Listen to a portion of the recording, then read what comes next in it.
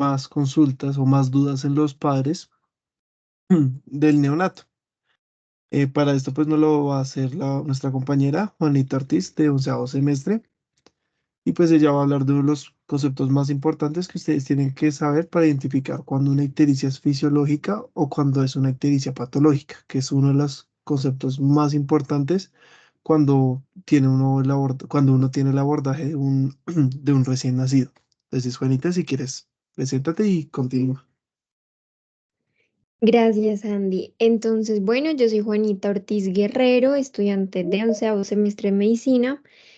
Em, se me hace realmente un tema súper importante porque es muy frecuente en neonatos y a veces no sabemos cómo manejarlo.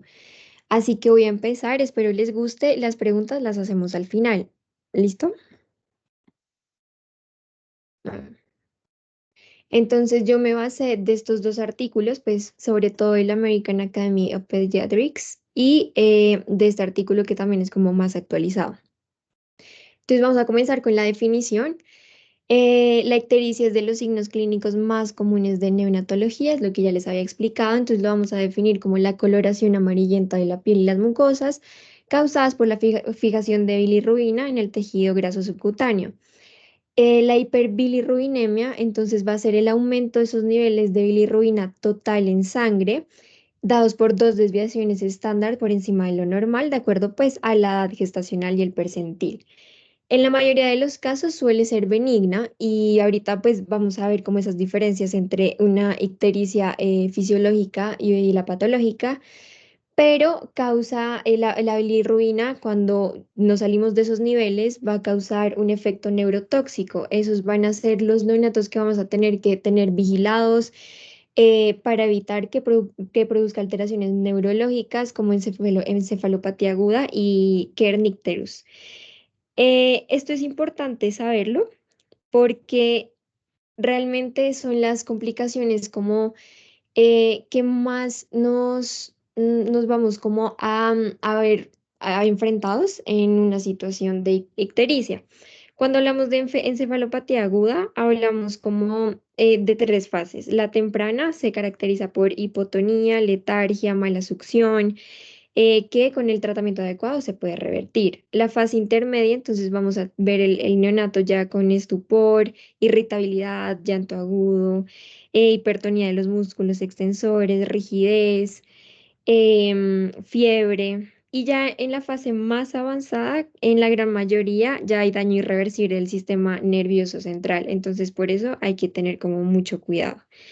Y en cuanto al kernicterus, entonces, pues vamos a ver que se va a caracterizar por sordera neurosensorial parcial o completa, limitación de la mirada vertical, déficit intelectual, displasia dental. Esto lo vamos a poder diagnosticar con resonancias magnéticas pero entonces tenemos que tenerlo como muy presente. En cuanto a la epidemiología, entonces vemos que la ictericia es uno de los signos anormales más frecuentes en el recién nacido. En el 80% de los recién nacidos pretérmino lo vamos a ver y en el atérmino va a ser un 60%. Los niveles de séricos de bilirrubina van a ser mayores a 5 miligramos sobre decilitro y realmente una de las causas primordiales va a ser porque no hay compatibilidad de RH con la madre. Entonces, pues esto va a determinar como una de las principales causas. Ahora vamos a hablar un poquito sobre el metabolismo de la bilirrubina para refrescar nuestra mente. Entonces, a nivel fetal, hablamos de que la mayor parte de la bilirrubina indirecta que se forma en el feto, es eliminada por la placenta hacia la circulación materna. El feto tiene muy limitada la conjugación de la bilirrubina por disminución del flujo hepático y de la actividad de la urodilsfosfogluconiltransferasa. También la escasa bilirrubina no conjugada excretada en el intestino fetal suele ser hidrolizada por la beta-gluconidasa y reabsorbida. Y la hemólisis, la obstrucción intestinal o biliar pueden aumentar también la bilirrubina en el líquido amniótico. Pero realmente como lo que más nos interesa es más o menos cómo es el metabolismo de acá. Entonces vamos a ver que em, el grupo hemo a través de la hemoxigenasa como se va a crear la biliverdina. Esa biliverdina, a través de la biliverdina reductasa, se forma la bilirrubina indirecta o no conjugada. Esta es la que de forma libre en el sistema nervioso central pues va a ser tóxica.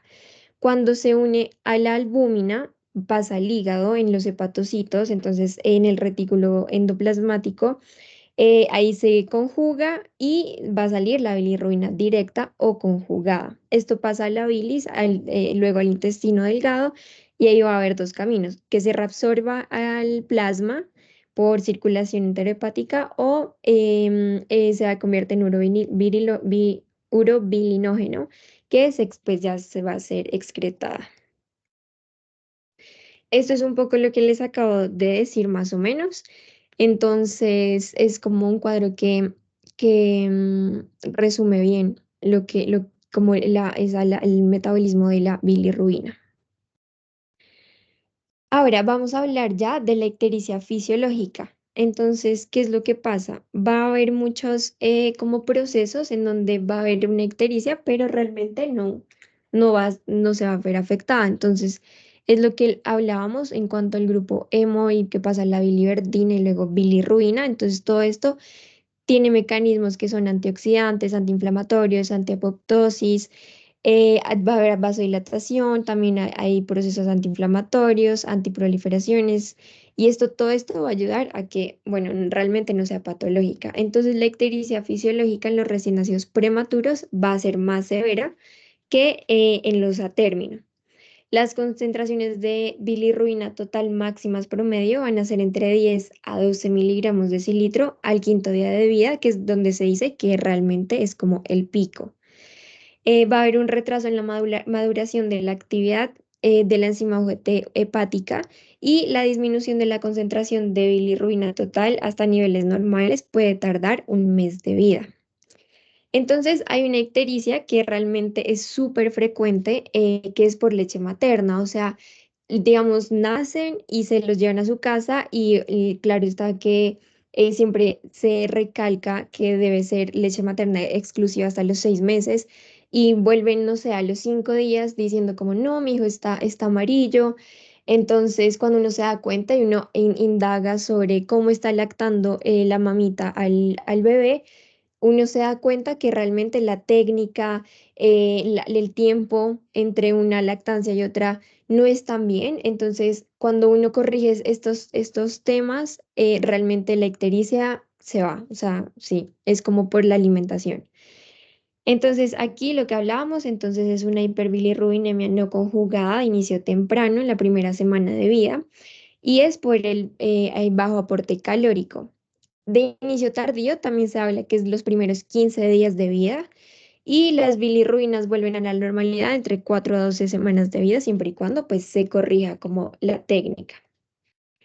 Se dice también que es por sustancias de la leche materna como lipasas, iones metálicos, esteroides y nucleótidos que inhiben la enzima glucoronil transferasa, inhibiendo la excreción hepática de la bilirrubina, y pues aumenta en la circulación enterohepática. Pero por otro lado, también está la ictericia patológica, que esta es la que realmente debemos tener cuidado. Entonces, vamos a ver que se presenta en las primeras 24 horas de vida. Va a tener una producción de bilirrubina total mayor a 5 miligramos decilitros al día, con una bilirrubina directa mayor a 1 miligramo decilitro, y una bilirrubina sérica total menor a 5 miligramos decilitro, o una bilirrubina directa mayor al 20% si la bilirrubina sérica total está mayor a 5 miligramos por decilitro. También va a ser una ictericia que a las 4 semanas no va a cesar, sino se prolonga más de 3 semanas, y va a tener ya síntomas, signos y síntomas como vómito, letargia, pérdida de peso, apneas. Entonces, hay unos, como las causas más comunes van a ser por hemólisis, entonces por incompatibilidad de factor RH y grupos menores, por defectos enzimáticos de los enterocitos, por defectos estructurales de los enterocitos, por administración de fármacos de la madre, por ejemplo, la oxitocina a la hora del parto, nitrofurantoína, sulfonimidas, o infecciones que el niño tenga o septicemia neonatal.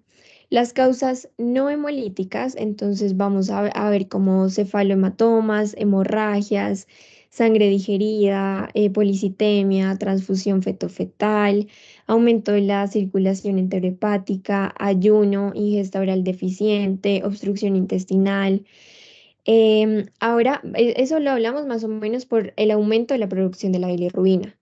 Ahora, otras causas por la disminución en la captación y conjugación hepática, entonces va a ser por ictericia fisiológica, el síndrome de Gilbert, el hipotiroidismo o hipopotuitarismo, y también la ictericia de leche materna. Es muy frecuente esta ictericia realmente. La dificultad o la eliminación disminuida de la bilirrubina, entonces nos vamos a ver causas como infecciones, como sepsis o infección de vías urinarias, infecciones perinatales, obstrucción biliar, quistes en el colédoco, problemas metabólicos, anomalías cromosómicas, medicamentos como acetaminofén o alcohol o rifampicina. Bueno, estas son como las causas. Vamos a hablar un poco más como de incompatibilidad de grupo, porque realmente es también una de las causas más frecuentes de la ictericia patológica. Entonces, para tener en cuenta, las madres tienen anticuerpos contra antígenos A, B o AB presentes en los enterocitos del feto, pero por lo general ocurren en las madres del grupo O y de fetos A o B. La enfermedad hemolítica es generalmente leve o moderada y en la mayoría de los recién nacidos no requiere exsanguinotransfusión. Su anemia no es severa y la hiperbilirrubinemia se controla bien con la fototerapia. Entonces, esta condición va a existir desde el primer embarazo, ya que es causada pues, por los anticuerpos naturales. Y cuando hablamos de incompatibilidad de RH, entonces la proteína del RH sanguíneo es muy antigénica y es capaz de causar isoinmunización severa. ¿Qué significa la isoinmunización? Entonces va a ser la fijación de anticuerpos maternos a glóbulos rojos fetales. Em, Realmente el antígeno de eritrocitario es el que determina que la persona sea RH positivo. Y el antígeno D puede producir sensibilización materna por un sangrado feto negativo materno de tan solo 0,1 mililitros. Y la mayor sensibilización ocurre durante el parto vaginal. Ahora, esta tablita me parece, la verdad, chévere porque da diferencias como concretas entre la ictericia fisiológica y la patológica. Entonces, en cuanto a la fisiológica, la aparición va a ser después de las 24 horas, o sea, como cerquita a cuando nació. Y la patológica ya puede ser después del primer día de vida o hasta después de una semana. De intensidad, la fisiológica va a ser moderada y leve y la patológica pues ya va a ser como más severa. En cuanto a las cifras de bilirrubina total, entonces, en la fisiológica vamos a ver que si la lactancia es de fórmula, pues va a ser menor a 13. Si es pretérmino y con lactancia con de fórmula, entonces menor a 15. Y si es con lactancia materna exclusiva, va a ser menor a 17. En la patológica vamos a ver que los niveles van a ser mayores de 13, mayores de 15, mayores de 17, pues de acuerdo a las características que ya dije. De predominio en la fisiológica siempre va a ser como más la indirecta. En cambio, en la patológica va a ser la directa. En cuanto a la desaparición, en la fisiológica, sea al octavo día hasta el 14 día si es prematuro, ya realmente se desaparece. O si uno corrige, por ejemplo, si es por leche materna, si uno corrige la técnica, también desaparece a los 2, 3 días. En cambio, la patológica sí va a ser más de una semana o inclusive puede aumentar, o sea, no desaparece. En la fisiológica otros síntomas realmente es raro, en la patológica es frecuente, como ya lo había dicho, y en la fisiológica no hay circunstancias asociadas. En la patológica realmente es raro que haya, pero puede haber. Ahora, esto es lo que les hablaba sobre lo de la disfunción neurológica. Entonces, La toxicidad cerebral es producida por la bilirrubina indirecta libre, la que no es unida a la albúmina, porque recordemos que la que es unida a la albúmina se va a ir para el hígado y la que no, sí se puede ir para el sistema nervioso central, lo cual va a ser tóxico porque pasa a través de la barrera hematoencefálica. La toxicidad neurológica depende no solo de la concentración de bilirrubina a nivel del tejido nervioso, sino también del tiempo de exposición a tales niveles, y de la susceptibilidad del huésped y de la presencia de comorbilidades. Entonces vamos a ver que si un neonato viene con más comorbilidades y nace, no sé, con una alteración cardíaca, pues realmente puede haber como más incidencia en esta disfunción neurológica que un neonato que esté sano o que haya nacido a término. Y bueno, clínicamente se presenta como encefalopatía aguda o Kernicterus. Las recomendaciones que se debe hacer y que se debe dar a las mamitas, entonces va a ser la principal, realmente la que se debe alimentar con leche materna exclusiva. Sí o sí, las mujeres embarazadas deben hemoclasificarse, pues para prevenir todos estos, lo que les decía, como la incompatibilidad de grupo, de RH. Si una madre no ha sido hemoclasificada o es RH negativa, siempre se debe hacer CUMS directo, grupo sanguíneo y RH del cordón del recién nacido, no de la madre. La ictericia debe ser valorada con signos vitales del neonato no menos cada 8 a 12 horas. Obviamente, pues se lo deja hospitalizado. Reconocer la limitación de la evaluación visual, sobre todo en neonatos con piel oscura. Obviamente se debe hacer la toma de laboratorios y se debe hacer niveles semanales de bilirrubinas directas en los que tienen nutrición parenteral. Para interpretar los niveles de bilirrubina de acuerdo con la edad del paciente en horas, debe ser el nomograma y debe ser mayor al percentil 95. Cuando está mayor al percentil 95, tiene riesgo de producir daño cerebral, entonces hay que tener cuidado con eso. La evaluación sistemática de todo neonato al alta con riesgo de desarrollar hiperbilirrubinemia severa. Esto es particularmente importante para aquellos egresados antes de las 72 horas de edad. Y el seguimiento, pues, se va a seguir según el percentil de UTANI en el cual se encuentre el paciente del egreso. Entonces, este va a ser el nomograma de UTANI y con base a esto nos tenemos que como medir frente al egreso del paciente. Si es bajo riesgo, bueno, le puedo dar egreso de 3 a 5 días. Si es intermedio, 48 horas. Intermedio bajo. Si es intermedio alto, de 8 a 12 horas. Y si es alto, a los 4 o 8 días. Entonces, esta es la tablita donde nos tenemos que guiar de acuerdo a la edad en horas, es importante esto en horas, y a la bilirrubina sérica en miligramos sobre decilitro.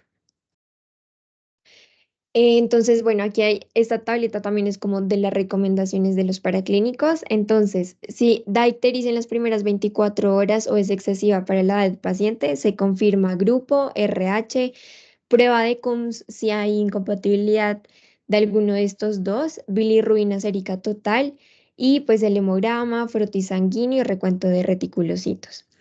Si el neonato en fototerapia con ascenso rápido de bilirrubina e inexplicada por la historia clínica o el examen físico, entonces se va a hacer los mismos paraclínicos. Si el nivel de bilirrubina cerca de T, entonces va a haber recuento de reticulocitos y albuminemia. La hiperbilirrubinemia directa, entonces se va a hacer examen de orina, urocultivo y evaluación para sepsis. Y cuando ya la ictericia está prolongada, entonces vamos a ver bilirrubina total, fracciones, función tiroidea, descartar galactosemia, evaluación de causas de colestasis en caso de hiperbilirrubinemia directa. Ahora, esta escala de Kramer realmente se usaba mucho, hoy en día ya no se usa porque pues los estudios dicen que es muy subjetivo porque se evaluaba por zonas o sea, depende de la zona, uno decía en qué, como que en qué, ¿cómo se dice? Como qué tan grave estaba, qué tan severo está. Pero eso es muy subjetivo porque alguien puede decir, no, para mí está solo uno, pero la otra persona puede decir, no, para mí también compromete una parte más abajo del cuello, entonces puede ser zona 2. Entonces realmente la puse para que la tengan en cuenta porque igual en algunos hospitales la siguen usando, pero en teoría ya no se debería usar.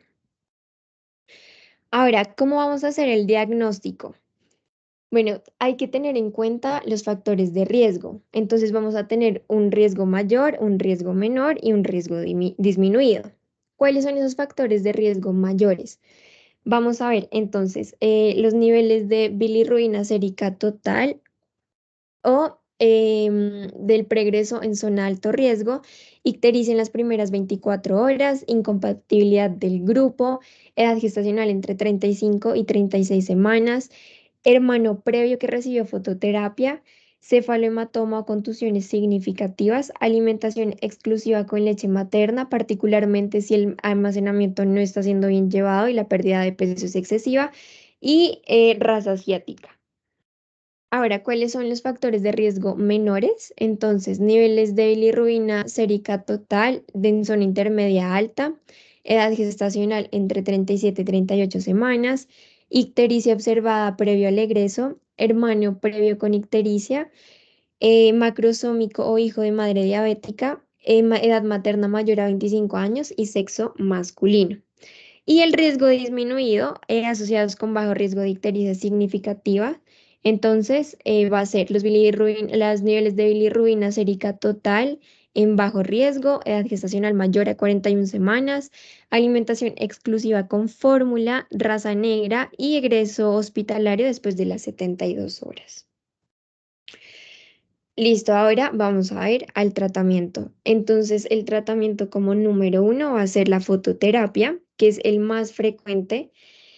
Entonces, ¿cómo funciona más o menos esto de la fototerapia? Es que se convierte la bilirrubina que está presente en los capilares superficiales y en el espacio intersticial a isómeros solubles en agua que son excretables sin metabolismo hepático. Entonces está la fotoisomeración en donde vamos a tener en cuenta la fotobilirrubina y la lumirrubina. La fotobilirrubina puede ser excretada vía hepática sin la conjugación y su conversión es reversible, y la lumirrubina es eliminada más rápidamente del suero y su conversión no es reversible. Y la fotooxidación, entonces va a estar la bilirrubina oxidada que se va a excretar por la orina. Y nos vamos a guiar de estas tablas para saber qué neonatos deben estar hospitalizados con fototerapia. Entonces, todo va a depender de la bilirrubina sérica total, ya sea aquí está en miligramos por decilitro o en milimoles litro, por la edad. Y entonces depende en cuál nos dé, pues vamos a tener en cuenta si lo vamos a tener que poner en fototerapia o no. Esta, la de acá arriba, es de bajo riesgo, entonces si está por encima realmente no necesita. Si es de riesgo intermedio, pues toca ver cómo está, los signos, síntomas y qué factores de riesgo tiene. Y de neonato de alto riesgo, definitivamente sí tiene que, que someterse a fototerapia. Estos más o menos son los niveles de bilirrubinas para el manejo de neonatos mayores a 38 semanas, que se va a guiar de la edad y pues de la medida de bilirrubinas medida en miligramos decilitro. Igual yo les paso la presentación. Pero como en todo, pues hay unas complicaciones que tenemos que tener en cuenta. Entonces, hay complicaciones infecciosas, vasculares, cardíacas, mecánicas y hematológicas. Entonces, las infecciones, vamos a ver que vamos a tener bacteremia, ya puede ser por estafilococos, por citomegalovirus, VIH, malaria. Las vasculares van a ser por embolismo aéreo, trombos, infartos intestinales o de otros órganos, hipertensión portal, enterocolitis necrotizante. Las cardíacas pueden dar arritmias, paro cardíacos por disminución del calcio, aumento de alcalosis metabólica, hipoglicemia. Mecánicas, perforación umbilical, necrosis hepática y hematológicas, trombocitopenia, anticoagulación por heparina o disminución de factores de coagulación. Entonces, hay que tener en cuenta todas estas complicaciones porque, por ejemplo, si veo que el niño está como mucho tiempo, entonces le puedo pedir un calcio y si está disminuido el calcio, pues ahí tengo que actuar y ver como los beneficios de si sigue en fototerapia o le puedo reponer el calcio. Bueno, por otro lado está la exsanguinotransfusión, que también es otro de los tratamientos que se hacen, pero realmente no todos los neonatos que tienen ictericia patológica como terminan en la exsanguinotransfusión, sino realmente con la fototerapia salen como muchos de ellos. Entonces, ¿cuáles son las indicaciones para esto? Es cuando em, o sea, se debe hacer una exsanguinotransfusión precoz, que es antes de las 12 horas de vida, en hidrops fetal inmune. Y en neonatos que muestran signos de encefalopatía aguda o si la bilirrubina sérica total está mayor a 5 miligramos de cilitro por encima de las líneas de riesgo, las que vimos anteriormente en la gráfica, y no disminuye con fototerapia intensiva. Entonces, ¿qué se sugiere? Se sugiere utilizar sangre fresca, el volumen de recambio es de 160 cc por kilos para neonatos a términos y 200 cc por kilo para prematuros. Por cada 100 cc de sangre fresca total se debe administrar un cc de gluconato de calcio, al 10%. La duración del procedimiento dura de 1 a 2 horas y se sustituye el 85% de los glóbulos rojos circulantes y se disminuye al 50% de la bilirrubina total. Entonces, esta tablita es importante porque cuando hay, por ejemplo, hay incompatibilidad de RH del grupo sanguíneo del recién nacido, se debe dar RH negativo. Cuando hay incompatibilidad de grupo, el grupo sanguíneo debe ser glóbulos rojos O y el de RH del recién nacido. Cuando la patología es una hemólisis de causa desconocida, entonces el grupo sanguíneo debe ser O y el RH negativo. Y cuando es de causa pero no inmune, entonces el grupo sanguíneo se debe dar del recién nacido y el RH también del recién nacido. Esto es importante para hacer la exsanguinotransfusión.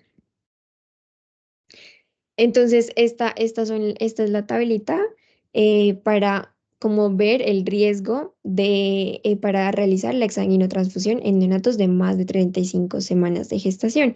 Y es lo mismo. Esta es de bajo riesgo, esta línea es de riesgo medio y esta línea es de alto riesgo. Los de alto riesgo sí o sí, pues se deben someter. Y por último, que realmente no se utiliza mucho, pero pues hay que nombrarlos, es la inmunoglobulina intravenoso, que es la gamma globulina. Entonces, va a hacer una reducción de la hemólisis. Está indicada para hiperbilirrubinemia hemolítica mediada por anticuerpos, ya sea AB, RH o subgrupos menores. Actúa ocupando los receptores de FC de las células retículo endoteliales, lo que impediría la captación y unión de los hematíes y los anticuerpos. El recién nacido con enfermedad hemolítica isoinmune y los niveles de bilirrubina en aumento a pesar de la fototerapia intensiva o de 2 a 3 miligramos de cilitro del nivel de exsanguinotransfusión. Y la dosis va a ser de 0,5 a 1 gramo kilogramo durante 2 horas y se puede repetir a las 12 horas si es necesario.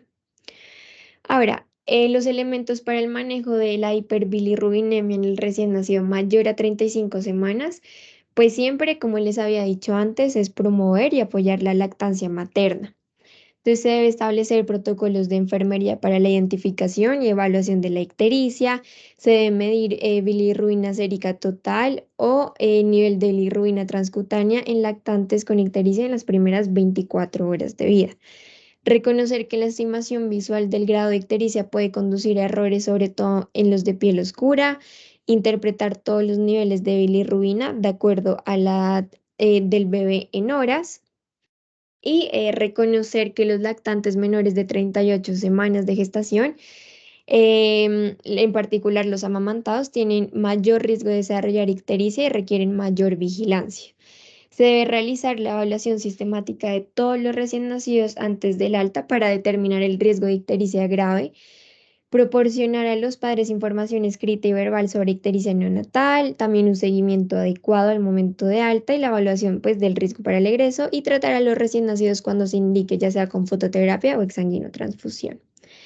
Y esta es la tabla que se debe manejar para fototerapia y exsanguinotransfusión en menor a 35 semanas, o sea, cuando son prematuros, pues los valores varían. Pero entonces, pues hay que guiarnos de esto para tener en cuenta, a ver, cuándo lo pongo en fototerapia, cuándo necesita exsanguinotransfusión o cuándo puedo dar indicaciones a los padres para mejorar como la lactancia materna. Gracias. ¿Alguna duda?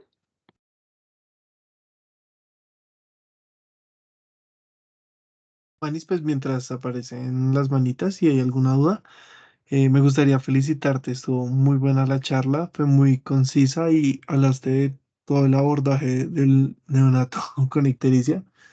Entonces se me hizo la verdad muy buena. Ahí hay una manita levantada. Si quieres, Mateo, pues ahí tienes la palabra. Sí, súper buena la charla, me gustó. Muy concreta, la verdad, como debería ser. Eh, Siempre como para dejar en conclusión, siempre acuérdense que recién nacido, primer día de vida, que lo vean amarillo, tómenle al menos unas bilirrubinas para estar seguros, porque a veces es muy subjetivo ese tema de verde ictérico, entonces para descartar, sobre todo porque, como se dieron cuenta, el manejo es inmediato y el manejo además implica la sobrevida del paciente, ¿sí? De la hemólisis que pueda llegar a tener.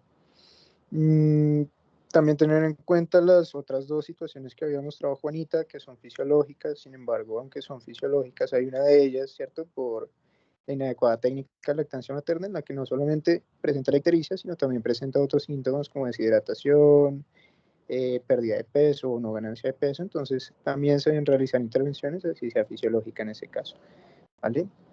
Eh, Acuérdense que hay medicamentos y por eso no se usan algunos medicamentos en menores de 3 meses. Un antibiótico en específico como la ceftriaxona. ¿Alguien sabe por qué no se utiliza la ceftriaxona en menores de 3 meses? ¿De casualidad? Juanita o alguien aquí en el grupo, ¿alguien sabe?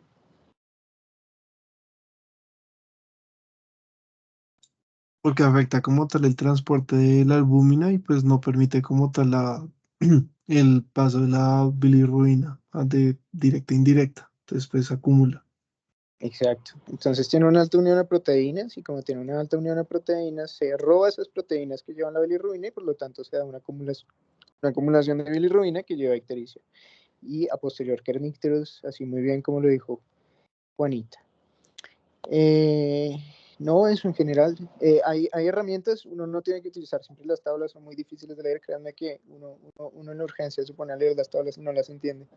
Entonces hay algunas herramientas que existen, aplicaciones, la BiliApp, BiliTool, que también pueden ser muy útiles y las pueden encontrar tanto en internet como en aplicación móvil, por si las quieren utilizar. De resto, súper bien, felicitaciones Juanita, me gustó, muy bueno. Gracias.